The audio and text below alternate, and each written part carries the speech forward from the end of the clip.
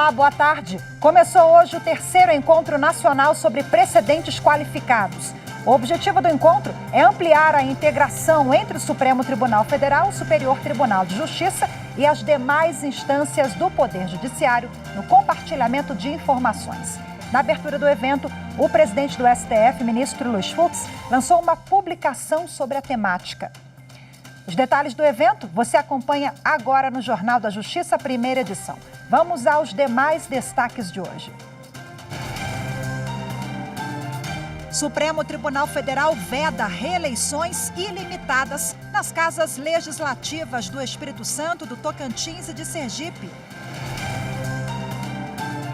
Plenário do STF. Ministros devem julgar hoje recurso em que se discute o pagamento pelo SUS por serviços de saúde prestados em hospital particular.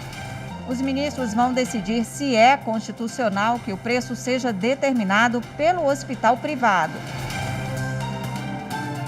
E ainda, decreto do governo do Distrito Federal obriga eventos públicos e privados a oferecerem acessibilidade a todos.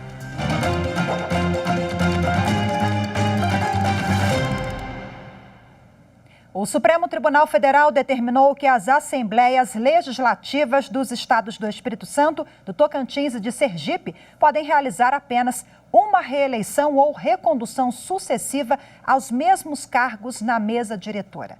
A decisão foi tomada no julgamento de 4 ações diretas de inconstitucionalidade. A maioria do plenário acompanhou o voto do relator, ministro Gilmar Mendes. Bom, o ministro destacou a necessidade de demarcar um parâmetro para que a autonomia dos estados para definir a estrutura organizacional não permita o continuismo em funções públicas eletivas e garanta a alternância de poder. O ministro salientou ainda que o limite à reeleição se refere ao mesmo cargo da mesa diretora e não impede que o parlamentar concorra a outro cargo diferente do que ele ocupou no biênio anterior. Daqui a pouco tem sessão plenária do Supremo Tribunal Federal. Os ministros devem julgar um recurso em que se discute o pagamento pelo SUS, o Sistema Único de Saúde, por serviços de saúde prestados em hospital particular.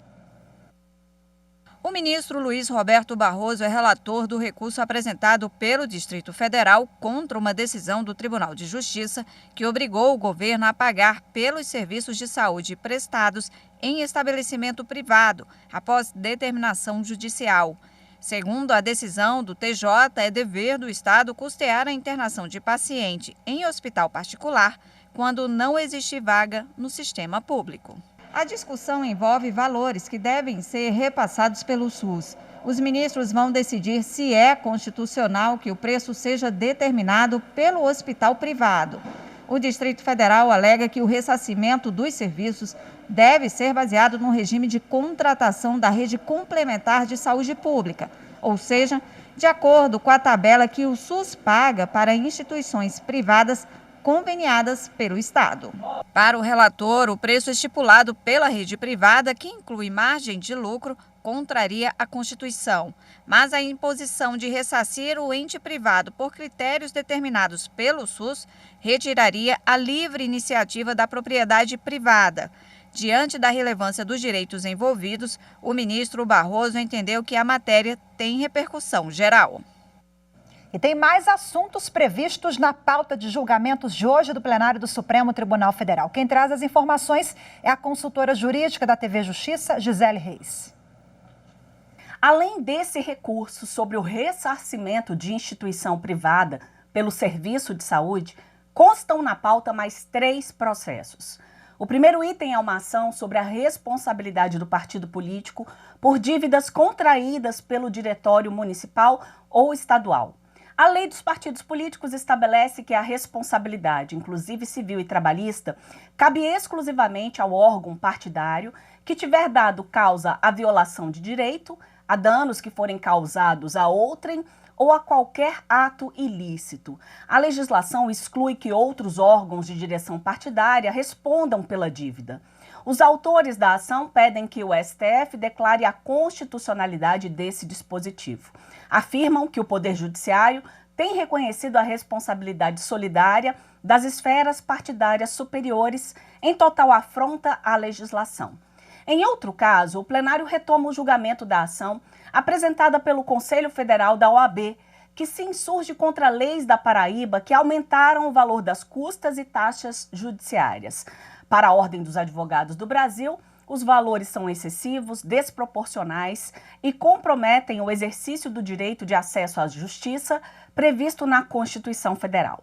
Os ministros do STF devem ainda concluir a análise do recurso sobre a representatividade sindical de micro e pequenas indústrias artesanais com até 50 empregados. Está em discussão o papel desempenhado por micro e pequenas empresas, geradoras de milhares de empregos. O tema teve repercussão geral reconhecida em razão da importância social e econômica que representa. A decisão do STF pode gerar como consequência o direito do sindicato receber contribuição sindical desses segmentos. A sessão plenária começa logo mais às 14h e é transmitida ao vivo pelo canal do STF no YouTube. Daqui a pouco vamos falar de acessibilidade. O governo do Distrito Federal, por meio de um decreto, determinou que eventos públicos e privados ofereçam acessibilidade a todos. Os detalhes daqui a pouquinho, eu volto já.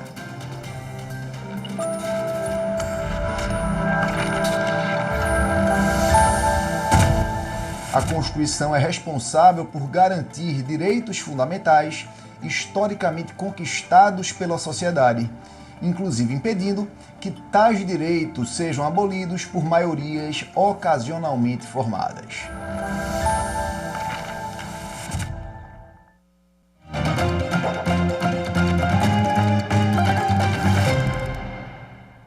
Pelo menos 45 milhões de brasileiros têm algum tipo de deficiência. Mas apesar do número expressivo, essa parcela da população ainda encontra muitas dificuldades relacionadas à falta de acessibilidade. E pensando em promover a inclusão das pessoas com deficiência ou mobilidade reduzida, o Distrito Federal publicou um decreto neste mês, no mês de setembro, obrigando que os eventos públicos e privados ofereçam estrutura adequada para garantir a acessibilidade de todos. Em outubro de 2011, Diego sofreu um acidente de trânsito em São Paulo e ficou paraplégico. Com os movimentos limitados, ele teve que reaprender a viver em cima de uma cadeira de rodas e se superou. Agora é atleta profissional de crossfit adaptado no Distrito Federal. Nos primeiros 2 anos de acidente, eu cheguei a engordar bastante. Eu cheguei a pesar 136 quilos. Resolvi fazer uma cirurgia bariátrica. Fiz uma cirurgia bariátrica e aí que eu entrei no esporte. Eu comecei com a musculação e aí depois eu migrei para o crossfit. Ainda assim, até hoje, Diego enfrenta um grande desafio: a falta de acessibilidade. Ele conta que pouco antes da pandemia, ele e a esposa foram a um show, mas não conseguiram aproveitar o evento porque não havia estrutura adequada para pessoas com a mobilidade limitada. A área que a gente comprou tinha uma escada lá dentro, o acesso até o local do show era um acesso tipo com uma rua de terra, cheio de buraco, então era bem complicado na hora de passar com a cadeira. Eles tinham fechado o estacionamento, então a gente teve que ir lá discutir, pedir, implorar para os caras poderem abrir o estacionamento para eu poder parar na vaga de deficiente. O casal até gravou vídeos mostrando as dificuldades. Fan Festival, é isso aqui que vocês chamam de acessibilidade total? Iniciativas pontuais buscam amenizar problemas como esse.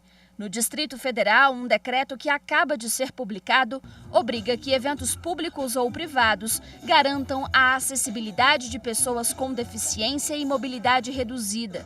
E a norma vale para qualquer tipo de dificuldade de locomoção, ainda que momentânea. Existem uma gama muito grande de pessoas que têm a mobilidade reduzida, seja por circunstâncias.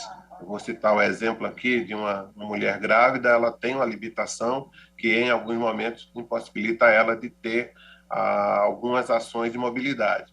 Uma pessoa obesa, uma pessoa idosa, ou uma pessoa que esteja temporariamente em alguma situação de enfermidade. Então, o decreto ele é muito mais amplo para atender realmente a necessidade de acessibilidade de uma forma geral. E é importante salientar que, quando se fala de acessibilidade, temos que ter a visão que a acessibilidade é para todas as pessoas. Segundo dados de 2019 do Instituto Brasileiro de Geografia e Estatística, o IBGE, pelo menos 45 milhões de pessoas têm algum tipo de deficiência no país, o que representa quase 25% da população. Em julho de 2015, foi instituída a Lei Brasileira de Inclusão da Pessoa com Deficiência. A intenção dessa legislação é promover, em condições de igualdade, o exercício dos direitos e das liberdades fundamentais pela pessoa com deficiência. E para repercutir o assunto, eu converso agora com a advogada Kelly Assunção Colares, que também é coordenadora geral de educação da Associação de Pais e Amigos dos Excepcionais aqui do Distrito Federal, a APAE. Olá, seja muito bem-vinda, Kelly. Boa tarde para você. Oi, Rafaela. Boa tarde. Obrigada pelo convite. Bom, nós como sociedade, estamos preparados para lidar com a diversidade? Ainda não, mas eu penso que nós já estamos caminhando. Nós já temos aí muitas políticas públicas, estamos aí trabalhando para vencer os preconceitos, o capacitismo, contra a pessoa com deficiência. O que nós precisamos agora é efetivar tudo isso, todo esse conhecimento, todas as políticas públicas, para que realmente nós tenhamos uma sociedade inclusiva. Quando você fala em capacitismo, eu queria que você explicasse melhor isso e também queria que você focasse na questão da acessibilidade física. A gente fala muito sobre essa questão, mas a acessibilidade é para todos. Nós temos aí uma gama de outras deficiências ou questões de mobilidade, Quando eu falo em capacitismo, Rafaela, eu estou falando justamente contra o preconceito contra a pessoa com deficiência, que nós temos e ele é tão arraigado em nossa sociedade, Nós deixamos para lá, nós nos afastamos do que é diferente, e isso exclui. E a acessibilidade, ela vem justamente para incluir. E quando eu falo em capacitismo, eu gosto de falar muito na acessibilidade atitudinal, que é a nossa atitude em relação à pessoa com deficiência, o nosso comportamento, como nós vamos tratá-la, como nós vamos incluí-la para que ela realmente se sinta confortável na sociedade, que ela sinta que a sociedade é o lugar dela. E nós falamos também em outros tipos de acessibilidade, como você mesmo disse. Nós temos a acessibilidade arquitetônica, que é muito importante, a urbanística, a tecnológica, a acessibilidade comunicacional. Então, nós temos que olhar sobre todos os ângulos, termos uma visão holística, porque às vezes nós pensamos que a acessibilidade é só acessibilidade física, mas nós não temos só a pessoa com deficiência física na nossa sociedade. Nós temos a pessoa com deficiência visual, a pessoa com deficiência intelectual, a pessoa com deficiência auditiva e várias outras deficiências. E quando nós falamos também de deficiência, às vezes nós precisamos apenas de pequenas mudanças, de adaptações razoáveis na nossa sociedade, para que ela seja também mais inclusiva e que vá atender também pessoas de mobilidade reduzida e que não tenham deficiência naquele momento. Por exemplo, a pessoa grávida, o idoso. Por isso temos que pensar no desenho universal, para termos realmente ambientes acessíveis para todos. Kelly, me chama a atenção esse decreto editado pelo governo aqui do Distrito Federal, que obriga o quê? Que eventos públicos e privados forneçam acessibilidade total, mas isso já está na lei, no Estatuto da Pessoa com Deficiência, na Constituição Federal. Quer dizer, quais são os principais gargalos para a gente fazer valer a letra da lei? Exatamente, Rafaela. Entre a letra da lei e a efetividade, nós ainda temos aqui um grande gargalo, como você disse. E é justamente esses decretos que vão trazer efetividade, porque às vezes está aqui numa lei federal, está na Constituição, mas ele precisa estar lá na legislação do município, na legislação do Estado, para que realmente ele seja cumprido. E mais, nós precisamos cobrar, precisa ter avaliação, precisa ter a sociedade, de forma geral, cobrando essa acessibilidade, cobrando que essa política pública para a pessoa com deficiência, ela realmente seja efetiva. Eu quero e que pegar o direito o gancho. realmente chegue. quero pegar o gancho aqui da sociedade para a gente finalizar. Você como coordenadora da APAE, né? A gente aprende muito também como sociedade, né? Com essa inclusão. Nossa. E aí os nossos filhos, a gente está falando de futuro para a gente construir uma sociedade melhor. A sociedade também é fundamental para a gente acabar com essa cultura do preconceito, né? Exatamente. E nada melhor do que nós convivermos com o diferente, nós convivermos com as pessoas com deficiência. Mas não é conviver de falar, ai, no meu trabalho tem uma pessoa com deficiência. Mas o que você está fazendo para que essa pessoa com deficiência, do seu colega de trabalho, realmente se sinta parte da sociedade? Você o convida para um happy hour depois do trabalho? Você convida para algum evento da sua família, como você convida os demais? Então, nós temos que normalizar a diferença na nossa sociedade. Só assim nós teremos uma sociedade mais justa, mais igualitária e mais inclusiva, Rafael. Excelentes reflexões para a gente finalizar, Kelly. Muito obrigada. Boa tarde para você. Boa tarde. E você vai ver a seguir no próximo bloco os detalhes sobre o 3º Encontro Nacional sobre Precedentes Qualificados. Continue com a gente, eu volto já.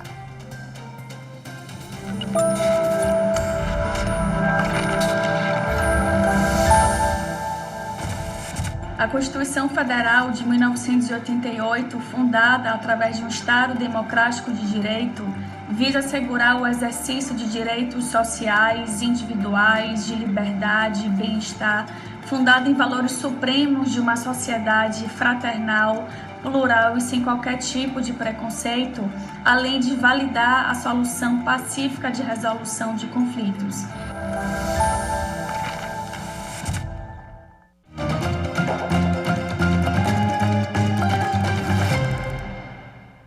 Começou hoje o 3º Encontro Nacional sobre Precedentes Qualificados. O evento é realizado pelo Supremo Tribunal Federal com o apoio do Superior Tribunal de Justiça. E quem acompanhou esse primeiro dia de debates foi a repórter Evne Araújo. A Evne vai apresentar para a gente as reportagens que ela fez sobre o tema, mas antes eu quero que você fale para a gente, Evne, que esse evento cumpre um importante objetivo do Supremo na prestação jurisdicional, né? Boa tarde para você. Oi, Rafaela, boa tarde. Então, a aplicação de precedentes é, inclusive, uma das metas da gestão do ministro Luiz Fux na presidência do Supremo Tribunal Federal. Isso porque traz racionalidade ao sistema judicial, ajuda no controle dos casos repetitivos e de repercussão geral. O encontro teve a abertura do próprio presidente do STF, ministro Luiz Fux, e do ministro Humberto Martins, presidente do Superior Tribunal de Justiça. Vamos ver os detalhes na reportagem. O objetivo do encontro é ampliar a integração entre o Supremo Tribunal Federal, o Superior Tribunal de Justiça e as demais instâncias do Poder Judiciário no compartilhamento de informações. Precedente qualificado é aquela jurisprudência que obrigatoriamente deve ser observada por todas as instâncias do Judiciário. A utilização do rito dá maior previsibilidade aos processos e aumenta a segurança jurídica. Na abertura do encontro, o ministro Luiz Fux lembrou que o STF tem uma secretaria própria para a gestão de precedentes, criada para racionalizar os trabalhos na corte, padronizar os procedimentos e promover essa interlocução. Durante o evento, o ministro Luiz Fux lançou ainda a publicação Bibliografia, Legislação e Jurisprudência Temática sobre Precedentes Qualificados. O documento consolida diversas informações sobre o tema. A iniciativa é um projeto colaborativo entre a Secretaria-Geral da Presidência do Supremo, a Secretaria de Altos Estudos, Pesquisas e Gestão da Informação e a Secretaria de Gestão de Precedentes. Nós, Supremo Tribunal Federal, temos engendrado esforços para implementar a gestão de precedentes no âmbito da Suprema Corte, a fim exatamente de direcioná-la em torno de sua vocação institucional, qual seja de guardar a força normativa da Constituição de 88 por meio de decisões atinentes a questões de envergadura eminentemente jurídico-constitucionais. O ministro Humberto Martins, presidente do STJ, também falou sobre os trabalhos do Tribunal Cidadão para melhorar o gerenciamento de precedentes, especialmente desde que o novo Código de Processo Civil passou a valer em 2015.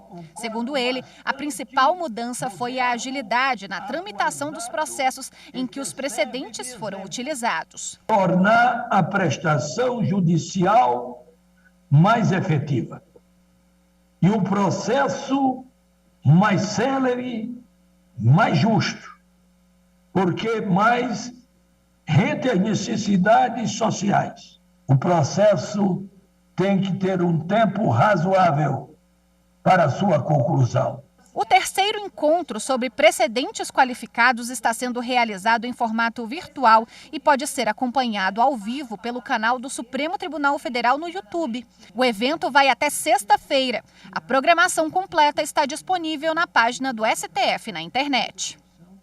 Agora há pouco, o ministro Gilmar Mendes, também do Supremo Tribunal Federal, falou sobre como funciona a sistemática da repercussão geral em relação aos requisitos de admissibilidade dos recursos extraordinários na Corte. Vamos ver. A emenda constitucional 45 aprovou, depois de uma vasta experiência de acúmulo de processos, a repercussão geral, mas o fez com reservas mentais e com reservas institucionais, diria eu. Ao dizer que, para rejeitar a repercussão geral na questão constitucional, nós precisamos de 8 votos, isso significa que com 4 votos, é uma rule of 4 americana, ao contrário, com 4 votos nós nos bastamos para reconhecer a repercussão geral. O que mostra o ânimo do próprio legislador constituinte no sentido de restringir a própria discricionariedade do tribunal em não conhecer de determinadas matérias. E a primeira turma do Superior Tribunal de Justiça negou a aplicação de efeito cascata ao cálculo de proventos de servidores aposentados. Os ministros negaram a modificação da fórmula de cálculo dos proventos, requerida por um grupo de 11 servidores aposentados do estado do Ceará, com o objetivo de que uma gratificação por tempo de serviço incidisse sobre outros componentes além do valor do vencimento, gerando o chamado efeito cascata. Os aposentados impetraram o mandado de segurança alegando que, devido à súmula 359 do Supremo Tribunal Federal, o correto seria aplicar ao caso artigo da Constituição Federal com a redação vigente na época em que implementaram os requisitos para a aposentadoria, a qual permitiria a formação da base de cálculo do benefício nos moldes pretendidos, e não com a redação introduzida pela Emenda Constitucional 19 de 1998. O Tribunal de Justiça do Ceará denegou o mandado de segurança sob o fundamento de que a emenda constitucional citada proibiu o cômputo ou acúmulo de acréscimos pecuniários recebidos por servidores públicos para fins de concessão de acréscimos posteriores. O ministro Sérgio Cuquina, relator do recurso em mandado de segurança, afirmou que o Supremo Tribunal Federal, em regime de repercussão geral, ao deliberar sobre o direito adquirido à fórmula de cálculo de parcelas incorporadas à remuneração, fixou a tese de que não há direito adquirido a regime jurídico, desde que respeitado o princípio constitucional da irredutibilidade da remuneração. O ministro explicou que a Emenda Constitucional 19 de 1998 estabelece que mesmo os proventos já vigentes devem se ajustar ao novo regramento. E assim, os proventos dos aposentados no caso analisado foram abrangidos pela limitação. Por unanimidade, a primeira turma considerou que os servidores inativos, por não terem adquirido a regime jurídico, estão sujeitos aos efeitos da Emenda Constitucional sobre a remuneração do funcionalismo. O Jornal da Justiça, primeira edição de hoje, fica por aqui. Muito obrigada pela sua companhia. A gente tem um encontro marcado amanhã. Eu te espero. Até lá.